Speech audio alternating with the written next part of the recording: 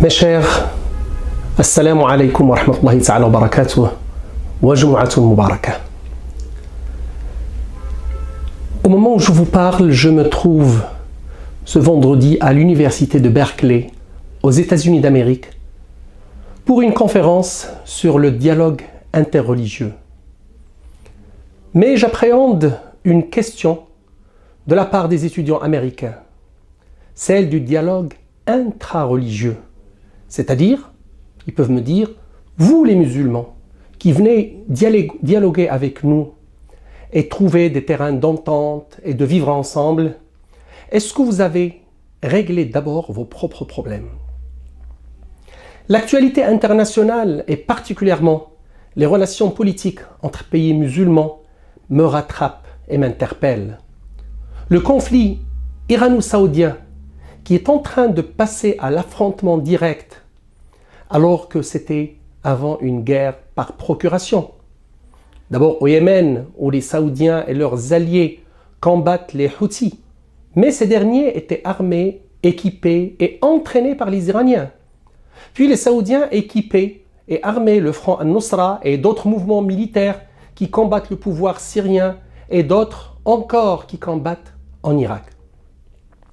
Mais là où tout bascule, c'est quand le pouvoir saoudien exécute le dignitaire religieux chiite Nimr Baqir al-Nimr et les Iraniens attaquent les représentations diplomatiques saoudiennes à Téhéran, puis à Mashhad et les brûlent. Puis les Saoudiens bombardent l'ambassade iranienne au Yémen, que les tambours de la guerre battent à fond et les menaces fusent de toutes parts. La grande question qui risque d'être posée est pourquoi cette guerre fratricide? Pourquoi cette rivalité entre vous? D'abord les sunnites et les chiites. Puis chez les sunnites, il y a les wahhabites, il y a les salafistes, il y a les soufis. Et chez les chiites, il y a les imamites, il y a les zaïdites, les ja'faris, et encore, et encore. Finalement, qui de nous est habilité à dialoguer au nom de l'islam?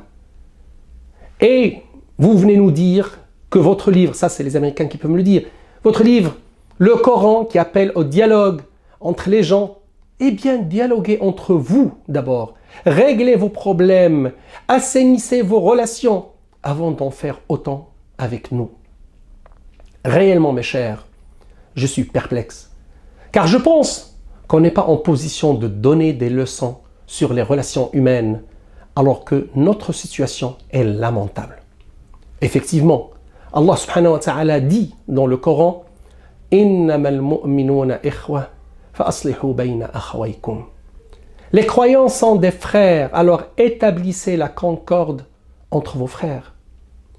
Ces deux pays, l'Arabie Saoudite et l'Iran, qui s'affrontent pour un leadership religieux, car les deux exportent leur idéologie, le wahhabisme d'un côté et le schisme de l'autre.